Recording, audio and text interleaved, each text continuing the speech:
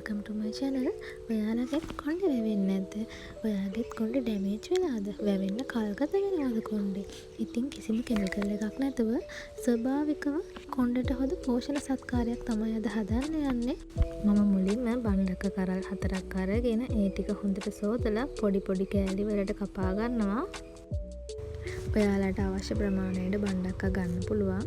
ඊට පස්සේ මම භාජනයක් අරගෙන ඒක ලිපෙන් තියලා ඒකට වතුර ටිකක් දාගන්නවා.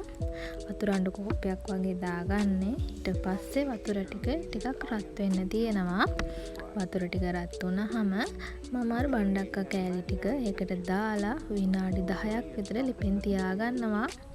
විනාඩි 10කට පස්සේ මම මේ ටික ලිපෙන් අයින් කරලා නිවෙන්න තියාගන්නවා. ඊට පස්සේ බණ්ඩක්ක ටික හොඳට නිවුනහම මේ ටික පෙරා ගන්න ඕනේ. මේ තියෙන්නේ බණ්ඩක්ක ජෙල් ටික. ඉතින් ඊට පස්සේ වාගේ කොණ්ඩේට මේ ටික හොඳට ගාලා විනාඩි 30ක් විතර ඉඳලා හොඳට සෝද ගන්න කොණ්ඩේ. ඉතින් මේක කිසිම කෙමිකල් එකක් නැති සත්කාරයක්. ඔයාලත් මේක කරලා බලන්න. මගේ YouTube channel එකත් subscribe කරන්න.